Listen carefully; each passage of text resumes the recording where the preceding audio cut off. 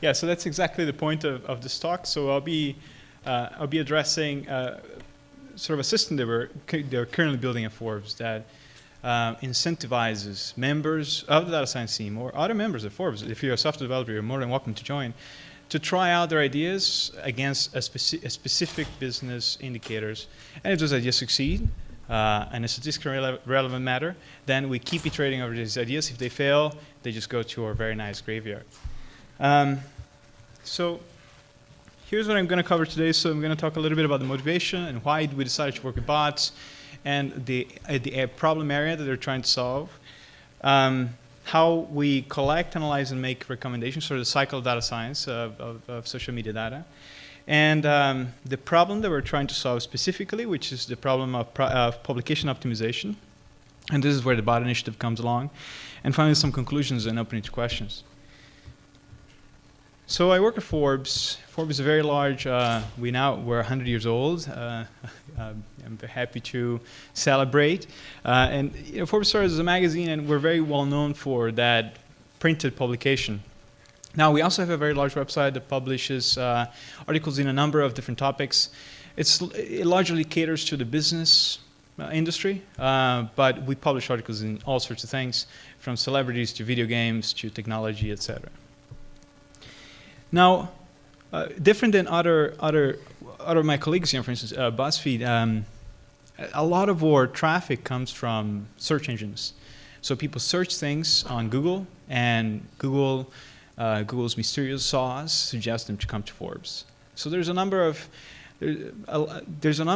things that generate that, but one of the things is the brand that we have, or the history, and a lot of work that we've done in the past to optimize each one of our articles so that they rank very well on search engines. So what this means is that, however, today there's a lot of people that consume their news using social media, right? So what we think is that we want more and more people to read our articles, but we think that for us specifically, given that we already rank really well in search engines, the opportunity is on social media. So we really need to tap into social media and be much better at it to drive traffic from social media.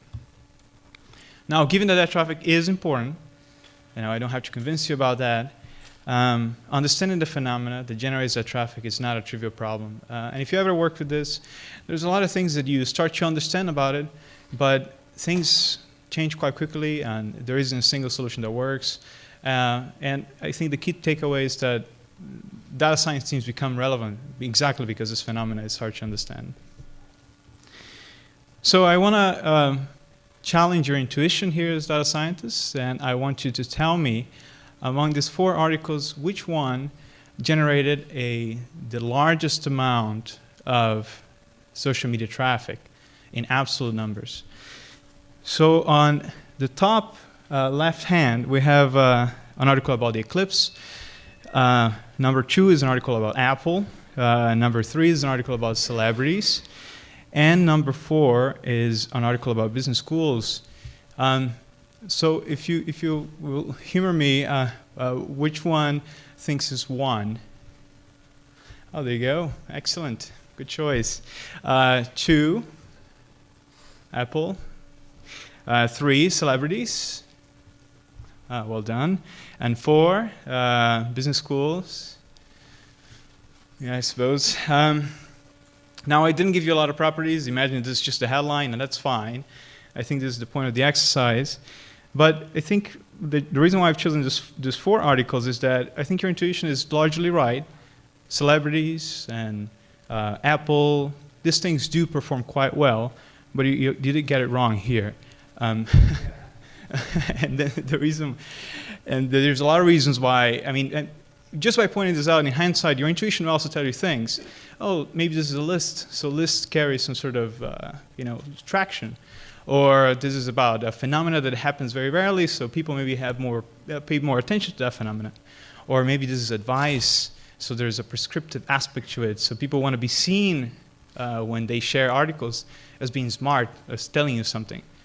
And lastly, this is written by astrophysicist Ethan Siegel. So he is a very prolific writer at Forbes and writes a lot about astrophysics and generally very dry physics topics. Lately, over the last 3 weeks he's been published. He probably published about 50 articles about gravitational waves. So, if you're interested in that topic, he's certainly the guy to read. Now, what's interesting about this is that his articles never really get a lot of page views. I mean, very rarely, unless you're interested in gravitational waves, and gravitational waves being written at Forbes.com, really there isn't a lot of people who come for that content. So a lot of his traffic comes from search engines. But in this article, millions of page views were generated by people sharing things, much more than the search engine. And the point that I'm trying to make here is the phenomena, sometimes it's very difficult to understand and to predict and act upon. Now, with that said, we spend a lot of time and a lot of resources to collect and analyze social media data and issue recommendations. This is the traditional data science team structure. We collect better data. We all know that. We analyze that data and create tools to do that, and we tell people what to do. So I'll tell you a little bit about these initiatives, but this is not the main point. So I may overlook some details, and we can describe them in our question and answer. So here, this is an idea that we copied from BuzzFeed. So you guys created it, very great idea. And the point here is that somebody comes to the website, they read an article, we append a hash code to that article, so a unique code. Then they take that URL, they share it, somebody else clicks on that share code, and then a new share code is added to that second person, and now you have a parent-children relationship. So think of it as the read, share, click. We like to compute statistics out of this three steps of things, read, share, click. And we think that it's an interesting organic statistic of how people are really sharing these articles, and not kind of being simply, let's say, the result of an algorithm of certain social media platforms. To explain it in a little bit more detail, hash A is added to when someone reads an article page. Hash A is shared on any given channel, email or most likely social media. And a hash B is added whenever a click is made on that article. So person B most likely clicks on that article, and a hash B is added. So with that parent and children relationship between hash A and hash B, we created a number of tools, and this is just one of them that helps us explore the dynamics of that graph. I don't want to go into too much detail into this tool, so don't look at the buttons, etc. But what I'm showing you here is the graph that was generated using a sample from that article, the 5 things that you must not do during totality. And this is really interesting. You can compute a lot of properties from the graph, and in this particular case, we're interested in the number of page views that come from that graph. This is the business indicator we're trying to maximize. And we're spending a lot of resources in this kind of analytical tools. Now, we finished that cycle by issuing certain recommendations. And you've seen this before. We tell people things like, we tell the newsroom that, if you write lists, it's better than not. Our brain is very good at this. If you use hyperboles, it's fantastic. Trigrams work really well. From an earlier presentation, you won't believe. These things do work really well. Now, this all addressed the concept of content optimization, and this is something that we constantly work on.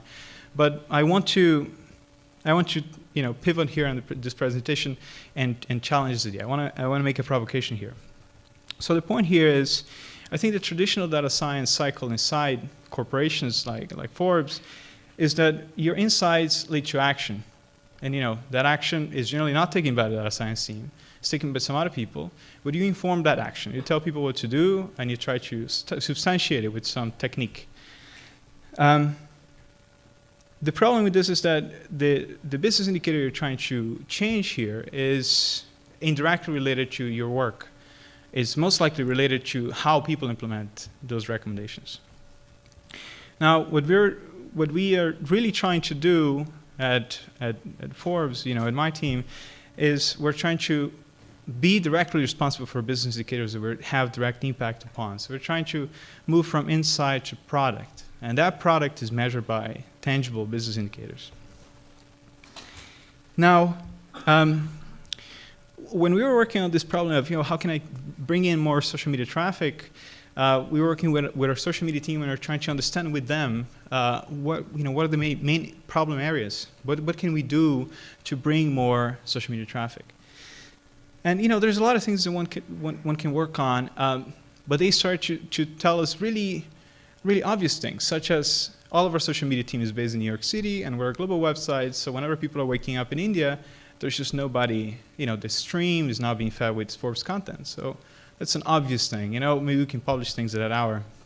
Easy solution is just to schedule things to that hour. But they start to mention a lot of basic properties of the social media world that they wanted addressed. And based on that idea, we start to come up with, instead of doing content optimization, instead of optimize certain properties of our content, we can start to optimize for publication. And then we start to work with our social media team to be directly responsible for that business indicator, which is to bring more social media traffic. Let me put this in a little bit more tangible terms. We created this thing called the Forbes Bot Initiative.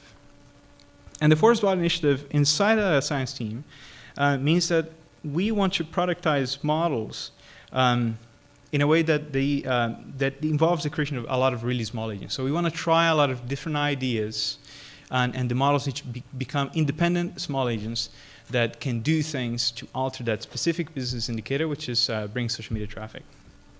And each bot is responsible, is evaluated individually for altering that business indicator, but also the system. The collection of bots moves that indicator directly. This initiative, for now, focuses exclusively on optimizing publication in social media channels. And for the sake of putting it in context to other bots, this does not have a conversational interface. Some of them have a resemblance of it, but they don't talk to people mostly. They're small software products that are the embodiment of a model, and they productize. They give an output to that model. So there are three principles in this initiative, and I think these are the key principles that I want you guys to take away. And I think these are things that we focus a lot of time on. One is that many is better than less. It's much better to have many bots that explore many different ideas than fewer bots that have a lot of features. It's much better to have a lean, extremely simple bot than to have a bot that is bloated and complicated from a software and from a methods perspective. And finally, all bots need to be measurable against very clearly defined business indicators. When I say many bots, I mean many. And here, this is a list of bots. I don't really intend you to read all the text, but I intend you to appreciate the scope of the effort, in which some of them are implemented, some of them will be implemented between now and the end of the year. And they explore both simple and complex ideas. A simple idea can be, let me publish an article in the Eastern time zone, which is where we have a lot of our readers, see how the article performs in the first 2 hours, project that time series in the next 3 hours, and then use the best performing articles in other time zones, such as the Western time zone, or in other worldly time zones, like in Europe or in India. Also, for instance, we can have certain specific bots that interact with other channels of distribution, like I can have a bot that calculates the price of advertising on Facebook versus the price of the amount of money that we get from ads in our website. And I can calculate that delta, estimate how much that's going to lessen into the future, and buy Facebook advertising on that, and have that bot try that. Or I can have a relatedness bot, and this is an idea that I really like. Twitter is very toxic sometimes. So if we publish something, for instance, on Twitter, and that has a lot of traction, let's say we publish something about a basketball player or another celebrity, whatever, and then somebody replies to that with some toxic or non-toxic response, we can have a bot that responds to that with neutral language and responds with a related article, which we which we have an algorithm to determine what articles are related. But now we create two channels for entry in our website on the same post instead of just one. So it's a way of addressing engagement without really addressing it, but by creating other channels of entry. But the core idea here is that many, think of this as building blocks. One bot may excel on an idea and may do really well, but then the function you're trying to optimize may yield only so much more, can yield only so much more traffic. In relation to that optimization function, what you can do is to experiment a different idea at the same time and see how much more that yields you. And as a system, that performs great. And also, as a side consequence of this approach, is that you can start hedging your bets. And by that I mean, for instance, you can create a bot that focuses a lot on virality, on how people share things among each other. Now, it so happens that certain parts of the year, people are not sharing things that much. So you can focus, if that bot starts failing in other parts of the year, let's say in a quarter in which things are not so shareable, other bots can fill in that gap. So your overall system metrics continue to be great, but that bot is not performing that well. And that's great because you can decide to kill that bot or optimize that function or reiterate or just retire it and bring it again whenever it's useful. So the second concept here is on creating simple bots. So bots have to be very simple to create. And by that I mean the user experience of creating bots for the developer has to be extremely simple. For the data scientist that creates an insight, it has to be very simple. And by that, in tangible terms, I mean it must take a week between insight and production.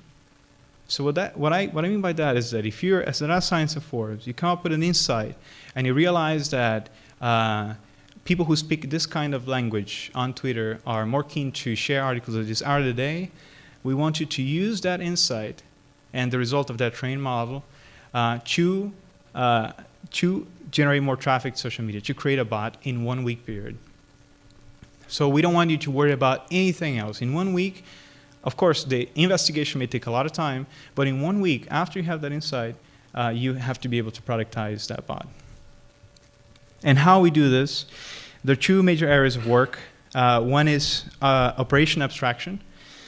And here, we're thinking about a lot of internal APIs that are useful for many areas of the business, not just bots. And these are, for instance, recommendation APIs, entity extraction APIs, trigrams and bigrams analysis, other content optimization algorithms, and so forth. Statistics API, and so forth.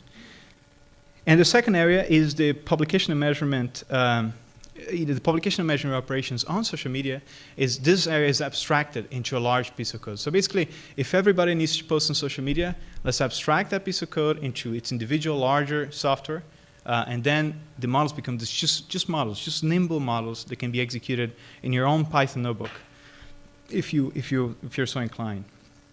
And that's the piece of work that we're calling BotStream.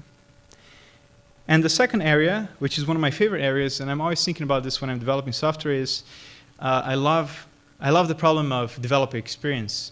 If you've ever used scikit-learn, it's very rewarding to fit a model in scikit-learn and to predict. And the mental model that you create to use that software is very, very simple. In opposition, for instance, if you're using TensorFlow, you have to learn how to think about in the TensorFlow way. And those are different problems and different solutions.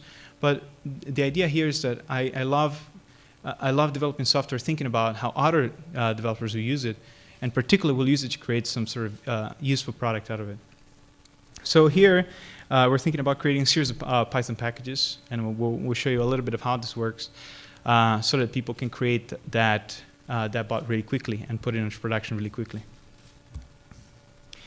So internal APIs, there are all sorts of things like statistics and content and recommendation APIs and others. And they do things, for instance, if you go to our website, you may see a reading list on the left-hand side, or at the time that you come to the website, that reading list may change, or different recommendations may change based on your geography or other properties when you visit the website. So this is one one of the implementations, or you may see some numbers on each article page, and those numbers also come from different statistics APIs. But for instance, some of these APIs were created based on needs that bots had, and instead of us implementing that code inside a bot, we decided just to create an API that is useful for the business, and in this case is useful for the article pages to render elements on the page, but are also used by the bots. So bots, hopefully they'll be almost stateless in a sense. So BotStream is where the largest piece of software here is. And BotStream, think of it as sort of your A/B testing engine for bots. What it does, it's a single piece of software that controls all the publication process to all social media platforms out there. It also collects relevant statistics for each one of the bots. So everything that bots schedule for publication, it will collect a lot of statistics about, and it uses that same share code that we saw at the beginning. So each bot has a unique series of share codes, and those share codes are used to understand exactly how the graph is built from that, from each one of their attempts to publish on social media. All of this is done automatically, and in a little bit I'll show you some of the things we do. But and it finally provides interfaces so that people can track this, both on the browser and on Slack. This is generally how it looks. There isn't a lot of detail here, but the key concept here is that bots should be very simple applications. In terms of software requirements, they can be as small as 10 lines of code in Python. They can be written in a Python notebook, or they can be written in Node.js if you're so inclined, but generally we like things to be written in Python. They can be deployed locally on your own machine, or they can be deployed in one of our EC2 instances. Most likely they come in the form of Docker containers, so they can be deployed across a number of hosts. But they are very nimble applications, hopefully stateless. They're like Lambda functions. Think of Amazon's Lambda infrastructure. Now the point is that if they need a lot of data that comes elsewhere, then that data hopefully has been already implemented into some sort of a business API that is useful for the other areas of the business, so the bots can just query that API, get the data that they need, make the inferences, and then take an action upon it, and that action being scheduling a post.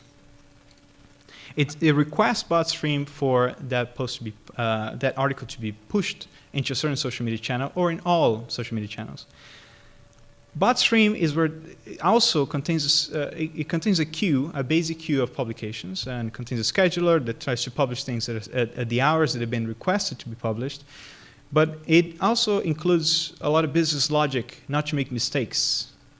If so happens that 10 different bots require to publish the same article 10 different times, BotStream itself will include logic to not make such mistakes.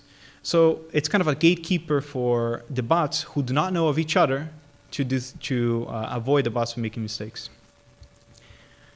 The core element here also in the bots is that bots are also independent from each other. They do not require data from each other to take actions. They do not even know of the presence of each other. But what they can do is that they can consume streams of other bots. So if I am a bot that focuses on a certain sharing pattern, I can subscribe via BotStream to a stream of all the actions that another bot is taking, so that I can use that to inform one of my actions.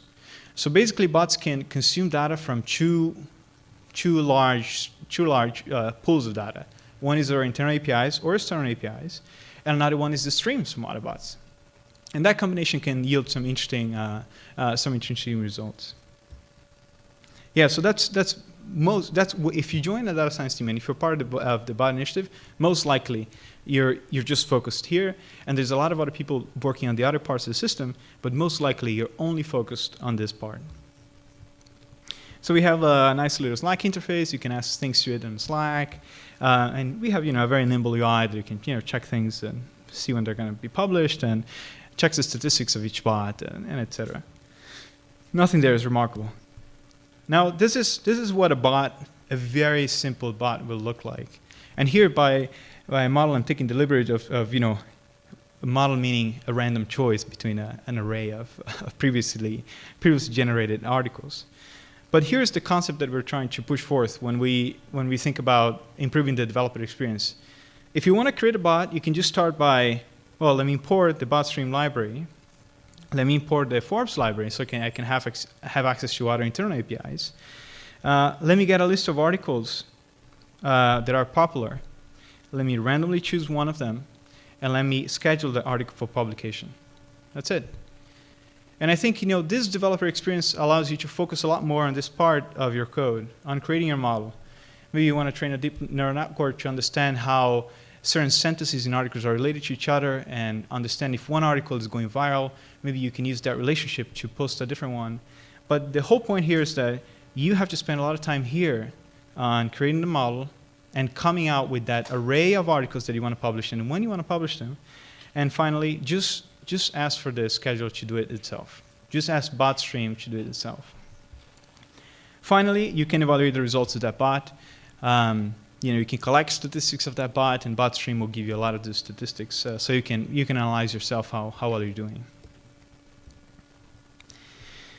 The third and final principle here is that all bots need to be measurable. And again, we're talking about clear business indicators. And for instance, here think about page views. What are the number of people the number of page views that are generated by an individual bot, and or what are the number of engagement statistics? For instance, number of likes or etc. that are generated by an individual bot. The good thing about this is that these statistics are automatically collected by BotStream. And we've included some logic in BotStream that every time that a bot requires for something to be posted, BotStream would randomly select that post as a control or a trimming group and would automatically continuously perform t-test on the performance of these publications. And this is cool because you can see if that idea is having an impact on number of page views, for instance, or if it's just a function of a different idea that you're not really capturing quite yet. And this is really cool because as soon as, in 1 week, as soon as you write that first instance of that model, you push it out a number of times, and you start to collect and see the differences between the treatment and the control groups, you can already start to tune in that idea or throw it away completely and try something else. It's a very quick way of testing it. So the cycle for you to select a lot of users or understand large dynamics become much faster. And finally, it's the same interface for measuring all of these bots. So all of these bots are measured against the same category of business indicators, which means that if one bot, if in absolute terms, one bot only generates so much, even if that idea is a brilliant idea, maybe it's much better to go with something that is much simpler, because that other idea generates a much greater numbers. So here's another talk, and I wanted to open for a few questions. There's a few provocations on that I brought up, but I think the conclusion. So the impact to our business is that today a non-trivial. So we start with the problem of we want to generate more social media traffic to Forbes, given that most of our traffic comes from SEO statistics, comes from search engine. We have a small number of traffic for the industry, a small relative traffic from the industry that comes from social media. And we have, in the last 3 months, we have managed to affect this traffic in a non-trivial way. So today, a non-trivial amount of page views from social media are generated by efforts of bots, and that's good. And until the end of this year, we will have approximately 10 or 15 bots in operation, depending on how many die between now and then. Operation trying different ideas. And we hope that then together automate about 50% of our social media posting and interactions. And this means that the humans that work on that area, they can focus on things that add a lot more value to the business. For instance, live events on social media, which generate a lot of traffic, but they're much more expensive to do. And the conclusion here that I wanted to leave you as when you're creating new data science initiatives in your respective businesses is that, in my opinion, I think it's really interesting to focus on creating a system that allows for very quick experimentation. In our case, we're tackling 2 areas, we're abstracting the operations that are very repetitive for each one of those models to actually take effect. And 2, we're improving the developer experience. The second point is experiments are really useful to be evaluated individually and also as part of the systems they're part of. So if you're trying to bring social media traffic, group them together and see if together they can drive that traffic up, but don't be too attached to an individual way of doing things, because if it fails, you can quickly try a different idea. And finally, and to me, one of the most important points is that the developer experience matters. If you make it really enjoyable to experiment with different models and different concepts, you'll most likely find something that works much faster than otherwise. So this is the end of the presentation, and I wanted to open up for questions. I don't know how much time is there left.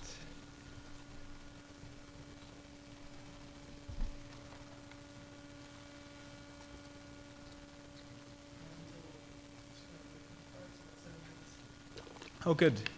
Yeah, so I want to, if you had any questions, I'll be happy to answer. I mean, I overlooked a lot of details on the software part of it, or if you have any questions about specific bots, I'll be happy to answer it. Yeah, it's a question.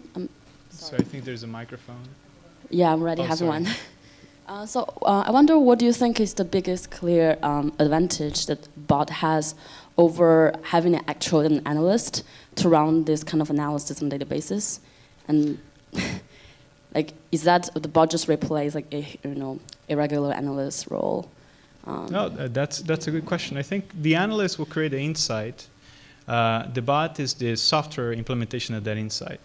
So I think the analyst will create the model. The model idea is to to classify something, to predict something about the future, and the bot will be the software implementation of that model. So both things go together. So bots need to be created by analysts. I don't think one thing replaces the other. Although with that question, one of the things that we've been thinking about is to create bots that can create other bots. And this is a really cool idea that could work in certain large areas of work.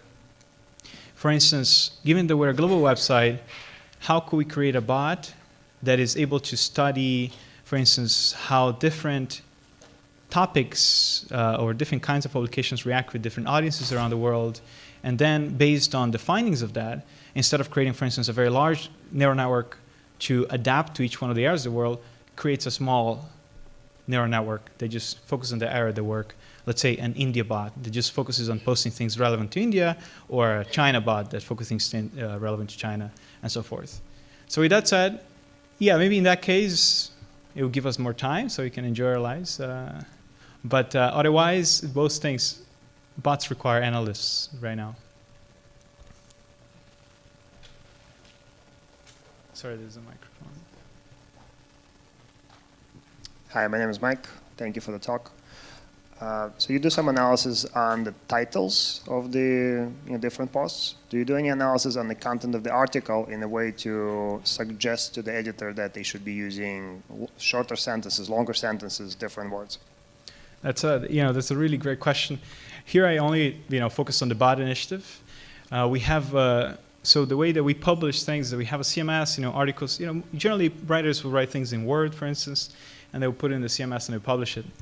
Now we do have a content optimizer in our CMS that will give those kinds of recommendations, and they largely would focus on the length of the article, or the number of images that it has, or if it contains certain grammatical structures or not, etc.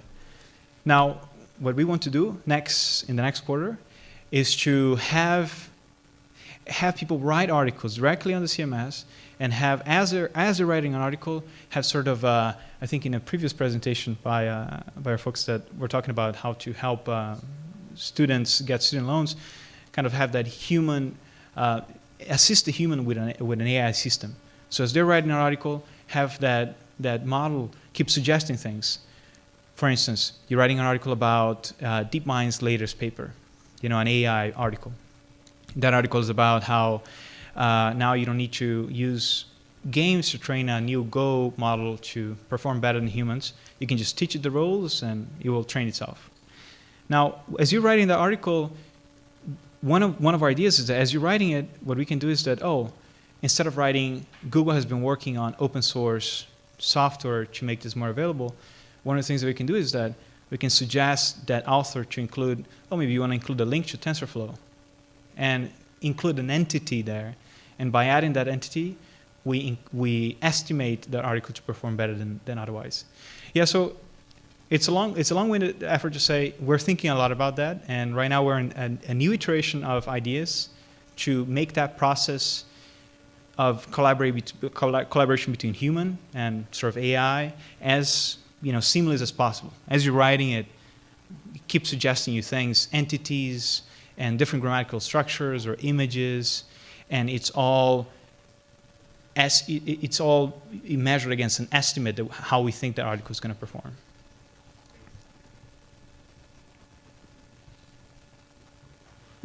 Yeah, I wanted to ask about your kind of provocation where you're going from insights to, instead of actions, products. Yeah. So this idea, is it partially driven by the idea that when an analyst finds an interesting insight, they kind of pass it off to stakeholders, sort of throwing it over the fence and missing kind of the follow-through of the implementation of the insight? And if so, if these bots are intended to kind of replace stakeholder actions, do you see a kind of decrease in the amount of communication between the science team and the stakeholders? Yeah, that's a really good question. I think early yesterday we had a presentation by a New York Times data scientist, and it was a great presentation about how to distribute newspapers. And I think one of the things that stuck in me about the presentation was that they came up with this model on how to predict the optimal amount of newspapers that had to be sent to each place. Now, when they said this is a great model, the business interest said, no, this is awful. We want more papers to be sent because we have this other not yet measured statistics that we care about. So I think to answer your question, it depends on what I think, it is a great thing if you're able to affect business indicators directly, because now you're way more responsible to things and you have to answer certain things. If you're saying that you're going to increase your social media traffic, that's not about recommendations, but it's about actually doing it. There's a software that you've written to do it. On the really bad side, you're absolutely right. We're trying to create this concept of, bot ideation sessions or bot breeding sessions, the idea of bring people into a room and people specifically from the social media team and say, what are the ideas that you have so that we can share with you. And partially we created the Slack interface and the web interface so that people can track that. But I think, as much as I want to pay lip service to that, yes, I think the consequence is the more you become a software company, the more you become a product company, the less you become that kind of a service company. And the unintended consequences that, it starts to cut into that way of doing things. We're hoping to address it by including people and design things together. But, I think it is related to that. That's interesting. It seems like there could be a middle ground where if the stakeholder is committed to the bot as kind of the instantiation of their idea or their insight, then there could be that kind of connection that's maintained. No, in fact, the bots that we were created today, I think most were created by the social media team. We were basically the implementers, but most of the idea came from them. But I still think that, because we're in the trenches, we're much closer to them, to the bots. But I agree with you. I think that's the right middle ground. I think that's the best thing we can do right now. I have two questions. So the first one, you mentioned that evaluation is sort of tied to business metrics, and that's a very nice thing to do. But often, business metrics are also a proxy for something else. For example, page views might be a proxy for revenues somewhere. Yeah. So have you found some sort of conflict in sort of evaluating models based on business metrics rather than something else that it's proxying for? And also, is there room for qualitative evaluation of bots? Oh, that's a very good point. I'll answer the latter one first. Yes, measuring for Forbes brand is really important. Measuring the brand is really difficult. So editors know how to do that better than we do, so we did a lot of back and forth to figure out what that looks like, and in order to avoid having the bots make mistakes. Now, in terms of business metrics, I would really like to I really dislike using page views, to be honest. I like using dollars.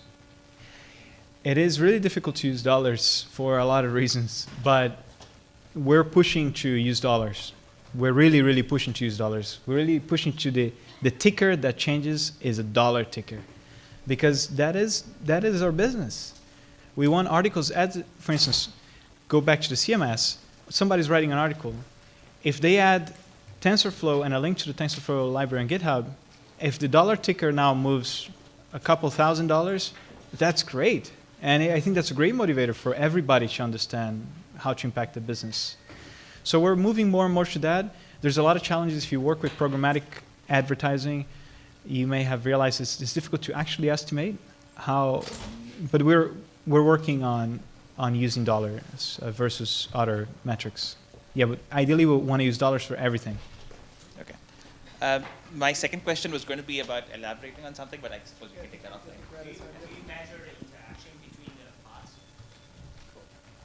Good question. So bots don't really interact with each other. They consume streams from each other. So we do, I mean, there isn't really much to measure there. So I want to say we don't really know. Cool.